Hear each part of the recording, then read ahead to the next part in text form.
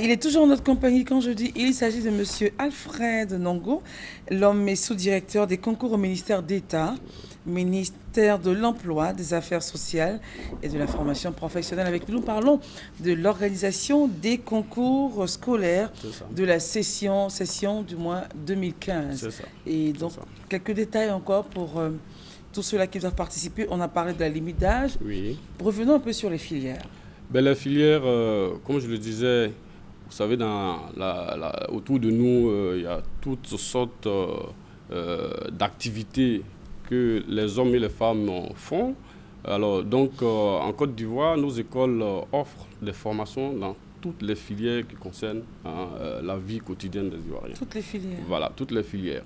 Je disais tout à l'heure que pour construire les maisons, il faut un maçon, il faut un plombier, il faut quelqu'un qui va mettre les tôles et tout ça, un charpentier et tout ça. Mais tout ça, l'État ivoirien a prévu des formations pour ça. Okay. Voilà.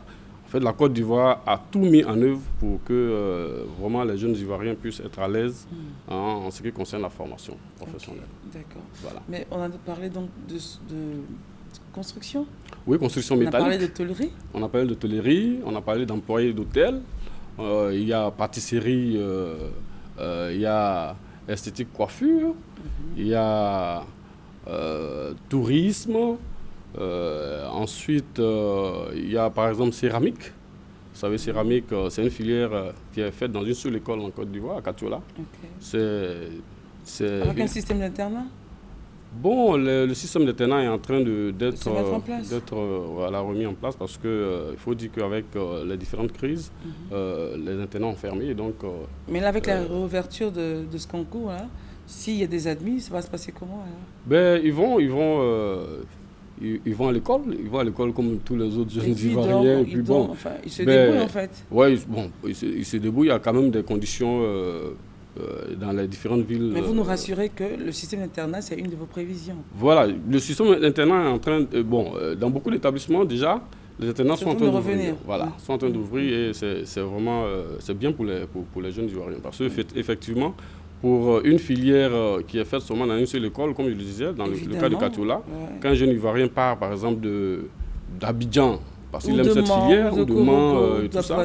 Alors, il ne faudrait pas qu'il reste là-bas abandonné à lui. Bien sûr. Voilà, il faut vraiment des conditions pour que... vraiment... Et l'objectif que l'État voulait justement atteindre avec cet enfant-là serait dévié. Voilà, mais nous on dit merci, au nom du ministre d'État, on dit merci aux différentes populations parce que ces enfants-là, quand ils arrivent, ils sont accueillis dans des familles et tout ça, pour leur permettre vraiment d'être à l'aise et de faire leur formation. Mais déjà, c'est rassurant comme prévision. Pour cette école-là particulièrement, la seule de Côte d'Ivoire. La seule de Côte d'Ivoire, non, il y a des filières comme ça, les filières bijouterie, aussi, et tout ça. Il y a une seule école? Il y a une seule école, c'est où? Mais ça c'est à Abidjan. Voilà, à Marcory, il y a une école qui forme des jeunes Ivoiriens. À travailler l'or. Voilà, à travailler l'or. Enfin, les pierres, les métaux. Voilà, les métaux précieux, comme on le dit. L'argent, l'or et tout ça. Le diamant, les cailloux. Sur le diamant et tout ça, voilà. Donc, il y a une école qui... Vous savez, toutes les filières sont... C'est bon d'avoir l'information. Et cette filière, par exemple, bijouterie, il faut avoir... quel non, c'est le niveau 5e. 5e. C'est pour aller préparer un CAP. Un CAP, voilà, niveau 5e. Et c'est une école qui est en zone 4. En zone 4, qui est au cœur d'Abidjan. Est-ce que cela vous donne, avec justement l'engouement des jeunes, est-ce que cela vous donne l'idée d'en ouvrir davantage concernant surtout celles qui sont uniques sur le territoire? Oui, effectivement, je crois que le ministre d'État, il travaille parce que il faut effectivement beaucoup d'établissements. Vous savez, l'année dernière, je vous ai dit qu'il y a eu autour de 30 000 candidats.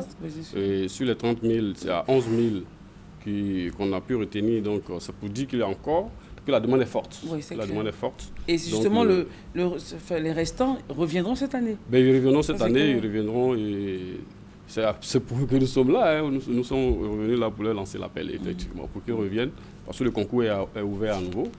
Il faut qu'ils viennent s'inscrire pour encore tenter une autre chance. Alors, parlons des conditions. On a dit qu'il fallait être âgé de 15 à 27 ans. Y a-t-il d'autres papiers à fournir, des frais à payer? Oui, les frais à payer, je voulais commencer par là, c'est 6 500. C'est unique, 6 500 francs. Et c'est payé Bon, 6500, il faut que le candidat qui veut donc passer nos concours contribue un peu. Quoi? Voilà, contribue un peu. Ils nous disent qu'il est vraiment intéressé à passer le concours. Voilà. Oui, mais qu'est-ce qu'on fait avec les 6500?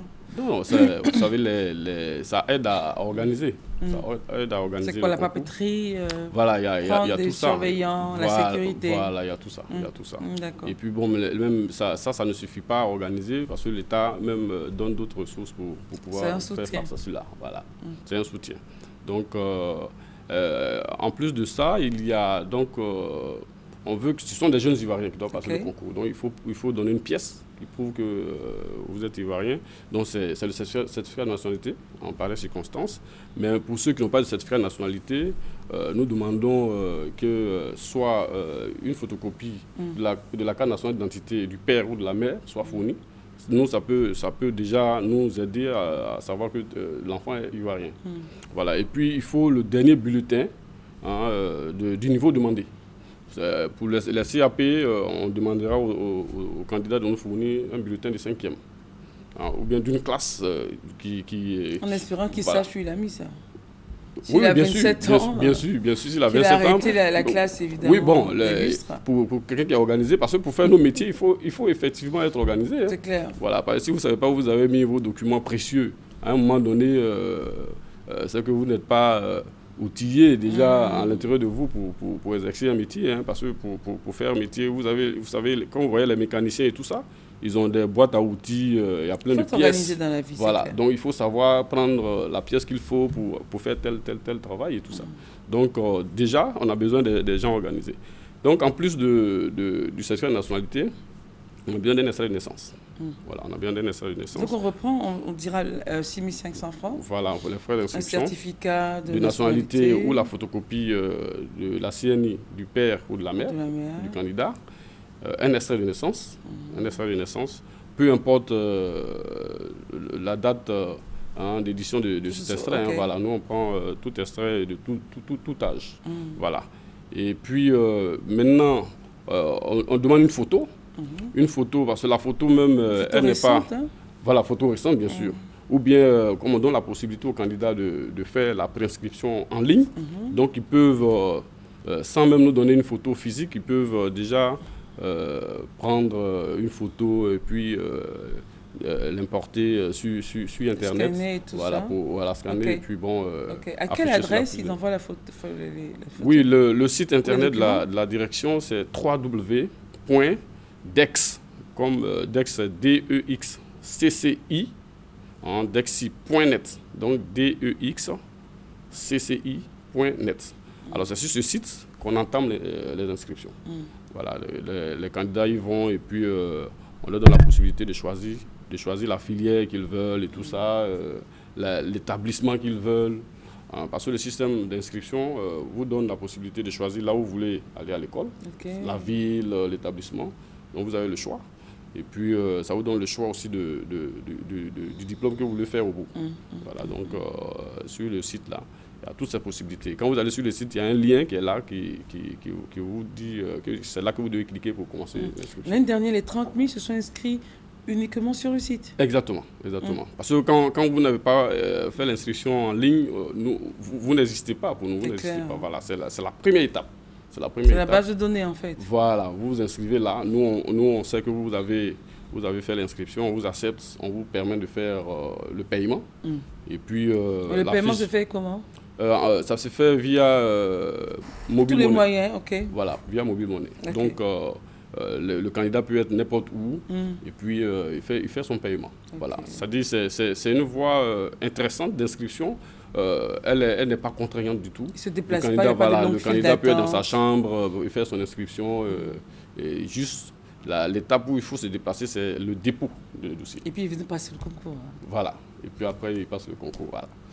D'accord. Alors, on récapitule. Le CAP, pour ceux qui ont le niveau 5e. Exactement. En parlant des concours, si vous venez d'arriver. Oui. Le BT pour ceux qui ont le niveau 3e. Exactement. Le BP pour ceux qui entrent avec le CAP, donc 5e. C'est ça. Et puis le BTS pour ceux qui ont le bac. Ou le BT. Voilà, ou le BT.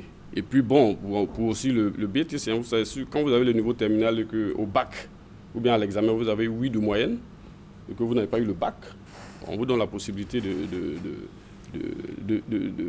d'entamer aussi la formation pour faire le BTS au bout. C'est-à-dire il y a une année préparatoire que vous allez faire, et puis après, vous allez faire le BTS. Voilà. Il sera aussi important de parler des opportunités qu'offrent les régions de Côte d'Ivoire en matière d'école professionnelle. C'est ça. Par exemple, à Grand Laou, on a une école de pêche. On a une école de pêche à Grand Laou, effectivement. Pour ceux qui sont intéressés, ils peuvent toujours rester dans la région. Voilà. Et puis, justement, les écoles ont été installées aussi en fonction donc, des activités primaires des populations et tout ça. Voilà. Donc, Grand Laou, comme vous le disiez tantôt... Quels sont les débouchés, en fait, de l'école de pêche? Oui, l'école de pêche, c'est pour faire les métiers de pêche, tous les métiers de pêche. C'est pour faire même les réparations de bateaux et tout ça. Voilà. Donc, tout ce qui est intéressant, les réparations de bateaux. Oui, exactement. Ce sont des mécaniciens, mais sur bateau. Et ça paye bien? Oui, ça paye bien. Vous savez, là-bas, les jeunes qui sont en formation, même sans avoir fini, ils font des petits contrats. Voilà, des petits contrats et tout ça pendant leur formation. Et ils s'en sortent bien? Oui, ils s'en sortent bien. Et ça, c'est combien d'années la formation? C'est 3 ans. 3 ans la formation. 3 ans la formation. Première année BT, deuxième année BT, troisième année, ils passent. Sont-ils nombreux dans cette filière-là? Non, à Grand Laou, ils sont pas. C'est pas une filière. C'est pas une école qui accueille beaucoup de gens. C'est pas connu aussi. C'est pas très connu. C'est pas très connu. Bon, mais c'est ce que nous sommes en train de faire avec l'aide de la RTI. Pour dire que ces écoles-là existent. C'est une belle école qui est située donc au bord de la lagune. On imagine qu'ils ont des tests souvent en mer ou oui, bien sûr, bien sûr. Ils vont parce que pour être pêcheur, il faut aller en mer, il faut s'exercer. Mais vous avez dit que ce n'est pas forcément pour être pêcheur en même temps. Oui, mais même les réparateurs de bateaux et tout ça, ils doivent aller sur l'eau, puisque c'est là-bas que les bateaux se trouvent. Ça, c'est intéressant. Oui. À Dzopé. Oui, à Dzopé, justement, je voudrais au passage saluer mon directeur parce que c'est chez lui. Alors, à Dzopé, c'est une école qui fait donc les filières liées au bois. Voilà, parce que, bon, vous savez, initialement, à Dzopé, il y a des industries, l'industrie de bois qui est installée par endroit. Donc, l'État a installé une école là-bas pour former donc, les jeunes Ivoiriens à ces métiers-là. Aujourd'hui, il y a donc la formation emploi. Oui. Qu'est-ce qui garantit à ces jeunes qui, évidemment, vont passer vos concours, qu'au bout, qu'ils vont gagner quelque chose? Non, oui, mais tout est une question de courage. De courage, parce que même quand vous avez fait un grand diplôme, si vous ne vous battez pas, vous n'avez rien au bout. Donc, ces diplômes-là, quand nos étudiants, nos candidats finissent la formation, ils doivent aller au contact des entreprises pour faire une demande d'emploi. Mais sont-ils accompagnés par l'État? Oui, bien sûr. Dans nos écoles, il y a donc des spécialistes dans les différentes écoles qui encadrent ces enfants-là depuis la première année. Voilà, la mise en stage dans les établissements et tout ça. Tout est organisé. Tout est organisé. Donc, ils ne sont pas seuls à la fin de la formation? Non, ils ne sont pas seuls. Quand ils finissent leur formation, encore, ils sont suivis. Ils sont suivis parce que l'objectif, c'est de former, mais de faire en sorte que ceux qui sont formés là, puissent exercer. C'est clair, si on est formé et s'asseoir, c'est... Voilà, en tout cas, ce n'est pas pertinent. C'est clair. Alors, un appel à lancer aux candidats? Bon, merci beaucoup Christelle. C'est pour dire aux jeunes Ivoiriens, aux parents d'élèves, que l'État offre une possibilité donc, de formation. Et les concours sont ouverts depuis le mois de juin. Ils prennent fin dans quelques jours. Donc, nous sommes venus lancer... C'est pas juste, hein? Voilà, en tout cas, avec l'aide de la RTI... Ça a commencé depuis juin et vous arrivez maintenant? Oui. Et vous terminez quand? On termine officiellement il faut fermer les portes quand? Voilà, le 17 juillet. Voilà, donc c'est pas long, c'est court. Donc, il faut que les jeunes Ivoiriens, les parents d'élèves se ruent parce que ces formations-là sont... C'est court, donc il faut accourir. Non, mais on verra puisque les résultats du BEPC, c'est tout récemment, la semaine dernière. Le bac, on n'a pas encore les résultats du bac. Pour faire le BTS, comme on l'a dit tout à l'heure, il faut forcément le bac et tout ça. Donc, on est en train de regarder tout ça. Oui. D'accord. Alors, donc, avec l'État de Côte d'Ivoire, la formation, donc... on va dire, avec l'accompagnement et toutes les structures mises en place sur le terrain, c'est un emploi quasi assuré. Oui, bien sûr. C'est l'idéal.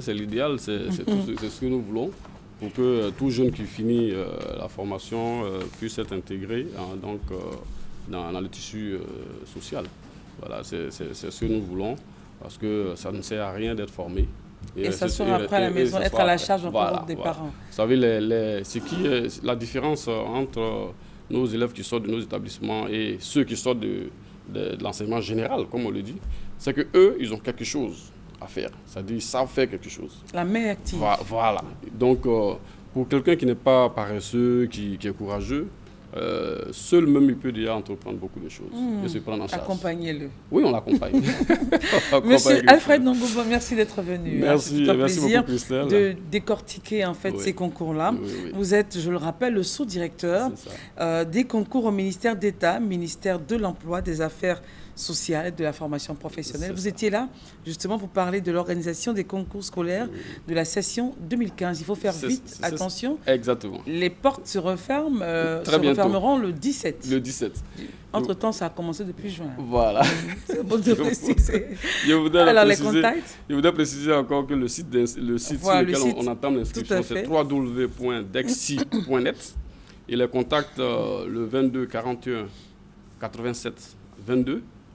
Le 06 99 06 99, le 40 45 15 26. Reprenez le numéro. Le 22 42 87 22, le 06 99 06 99, le 40 45 15 26. Merci d'être venu. Avec le plaisir d'être avec vous encore demain matin. Pourquoi pas, ce sera un plaisir aussi renouvelé, partagé surtout. Merci beaucoup. Nous en avons terminé donc la série, on ferme la porte, concours, et on se reparle tout à l'heure. Judith, c'est quand vous voulez.